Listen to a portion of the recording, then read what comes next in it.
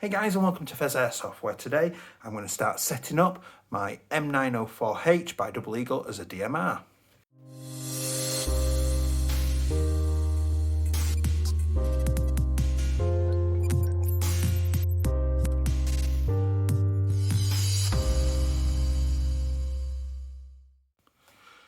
So a quick point on safety: if you are going to do unboxings, disassemblies, even shooting videos and things like that, please make sure you take proper safety precautions, eye protection, making sure other people have got theirs on, that kind of thing. And also a disclaimer: any of the things that you see in this video cannot, do not, and will not apply to real steel counterparts to these. These are classed as toy guns, and that's all these videos are about. Hey guys, and welcome back. If you do enjoy this content today, please do like, comment and subscribe, because you'll be really helping me out, especially the like button, because that helps me get seen. And if you would like to be a member of the channel, there is a join button sort of just down here somewhere. It's just 99p a month, and you get bloopers and a private chat on my Discord, which if you also haven't joined, please come and do so. It's completely free. It's a really nice community on there. So we've got the 904 then, and we've done the unboxing. We're now in a position where we're going to set up the MOSFET, and we're going to install the tight bore barrel and the new hot rubber, and then we're going to chrono it and see what happens.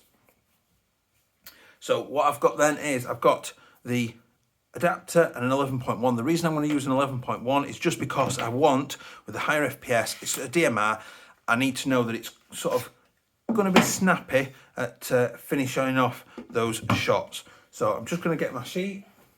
I've just realised as well, I forgot to mention that the MOSFET also allows you to enable binary mode as well, binary trigger. So what that means is, as you pull the trigger, you get a shot, and as you let go, you get a shot again. So you can be, 2 trigger pulls will get you 4 shots in effect. So effectively doubling your rate of fire on single shot, which some people like, particularly in urban and close quarter settings. So what we're going to do is we're going to change the number of shots for full auto, so that it's only got safe, semi and semi.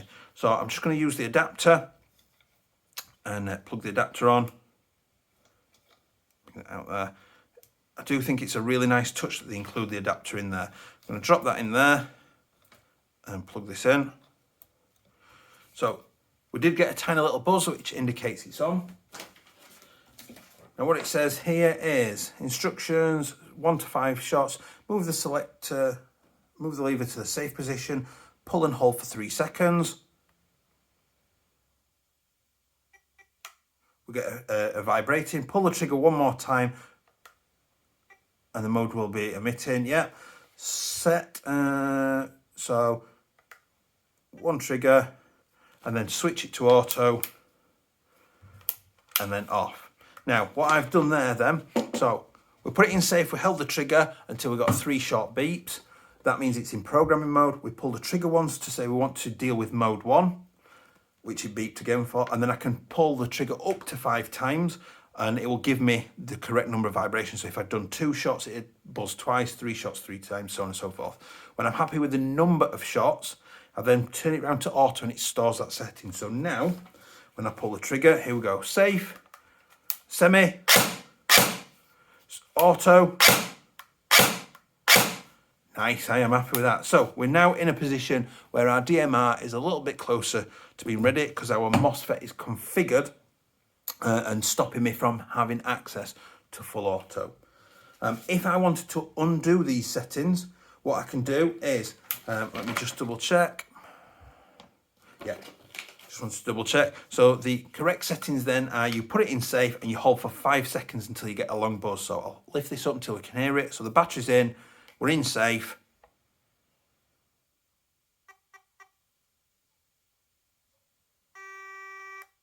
There we go. So we got the initial 3 buzzers that said it was in programming mode, and then we keep holding the trigger in until we got the long sustained buzz, and that means the settings have all been returned to default. So now we've got safe, semi, full auto. So I'll just change that again.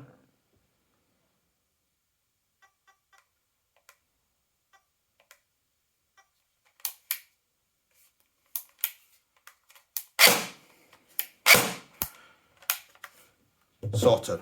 Perfect. So I'm going to disconnect the battery then, get that out, and what we're going to do now is we're going to change the barrel and the hot rubber. So I've got here then, I've got my Action Army 6.01, which again I'll put the link to down below, and I've got a Super Macron 60-degree rubber as well, which I'm going to fit. So first thing I'm going to do is in the rubber there, you can see there's like a little lip, and the little lip sits in this groove on the bottom of the barrel. Hopefully you can see that. And this is a fairly standard sort of fitting for airsoft stuff. So just be very gentle with it, just pushing it on and getting it seated. There we go, I'm happy with that. So the next thing we're going to do is we're going to take the upper off.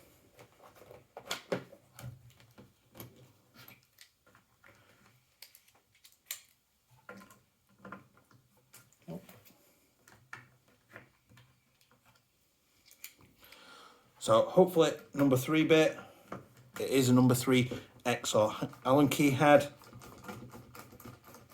Just to remove that front body pin, I'm going to push that out. The body's already separating itself from it, so I'm just going to gently push the bolt release up, because that's keeping the body in. It's just that bolt release just needed up. And look, the barrel must be desperate to be changed because it's sliding out already. Now, I am aware, I do know that I have bought a longer barrel than what is in it. Totally fine with that, that's not a problem. So what we're going to do is slide the spring off. Now the spring is slightly sort of wider at one end, it's like a cone shape. So the shorter end, the smaller end, was on the barrel touching the hop unit to match this, looks like a, yeah, like a little blanking plate. So we'll take those off, we'll recover that in a minute. I'm going to pop the little retaining C-clip. Now this will only go in one way, and it should, when I stop throwing it around, should go on like that. Hopefully you can see that. There we go. So I'm going to invert this, and I'm just going to wiggle this off very carefully. Boom, perfect. So there's the original barrel and hot rubber. I don't need those. I've got this upside down because the hop unit rubber is the hop unit is still upside down, and I'm just going to slide this so the groove should be currently up like that. Now that went in particularly easily. I'm surprised at how easy that was. Sometimes if it's a tight fit, you might need to put a little bit of silicone grease on the outside just to help it go in. And I've put the little clip back in, so that's kept it nice and secure. And then once I'm doing that, I'm going to slide the little lug back down. And that helps to keep it centralised and obviously stops the spring getting in, centralises the spring. Now what I'm also going to do is I've got an Omega tensioner to go in here as well. So it looks like the best bet might be to just, do you know what, let's go whole hog.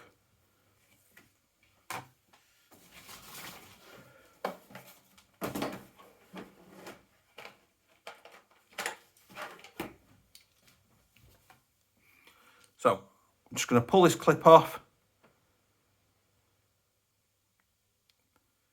There's a clip. And the adjustment dial comes off. I'm then just going to push this pin out. It comes out from the left to the right. Like that. And then I can lift this up and I can get the nub out. Tensioner. So what I've done is then I've put the new tensioner in the bottom there, positioned it where I needed it, and then I've sat the sort of curved arm of this over the top. And I'm just going to push the pin back in, making sure it's lined up, which it is. I'm going to bring the adjustment wheel back up now. If you look carefully, you can see that there's sort of like a higher bit and a lower bit. We want to start, I believe, with the lower bit, because the higher one is what will be pushing it down into there. So what I'm going to do is, now I've done that, I'm going to put the retaining clip back on just to make sure that we're not causing any issues for ourselves. That literally pinged across the room. There we go. And what I'm going to do is I'm just going to turn the hop all the way on. So as you can see there, there's the hop all the way on. should be more than enough for the 0.3 gram BBs that we're going to hop with it.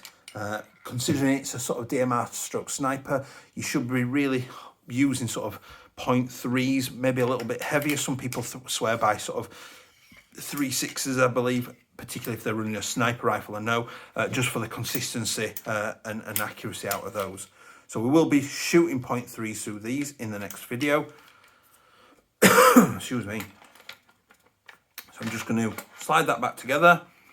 I'm going to lift again, the bolt release was in the way then.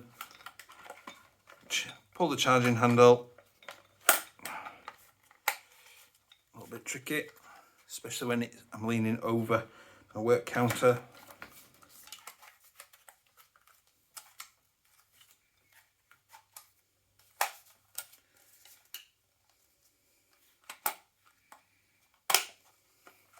There we go, my bad.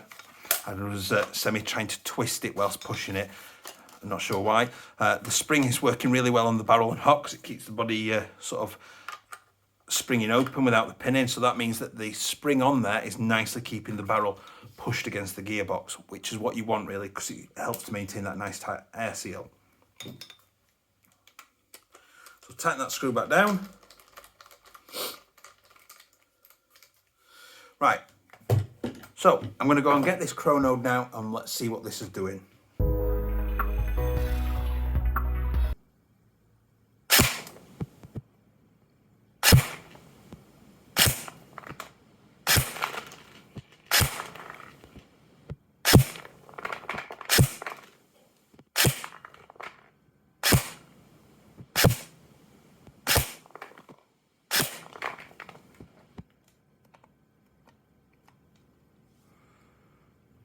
447.8 max, 442.7 lowest. Go. And I'm back from the chrono then. So, not much change, a little tiny drop, I suppose, in the FPS overall. So we're now getting sort of 442.7, so 443, I suppose, FPS to 447.8, and that's with no hop on still, just like before, which is a sort of, it is a slight decrease, but is that, you know, before we were getting 441 FPS to 450 FPS, so we're getting like a 9 FPS variance. Now we're getting a 5 FPS variance, so it has brought down, putting that hot rubber in, a little bit more stability. What I will say is that the Super Macron wasn't feeding at all, so I have had to come back and I've had to swap to a Maple Leaf MR, which I believe stands for Maximum Range Rubber, which I got from AK2M4 in the UK, which I'll put a link down to those guys below. They've been brilliant for me lately, loads and loads of parts. So this is sort of it for now, setting up the DMR. It's now ready to go out and try. So again, I've been really happy with this so far. Really cheap build. I think we're running at like sort of less than £150 for this build so far, or thereabouts. So come back next week where we're going to do the shooting test of it on site. Again, thanks to Irk the Bear / Chaos Gaming on my Discord for volunteering to be shot with this. I'm looking forward to, thoroughly looking forward to shooting in with it and seeing what kind of range we're getting out of this. Please do remember to like, comment and subscribe, and I will see you next time. Bye.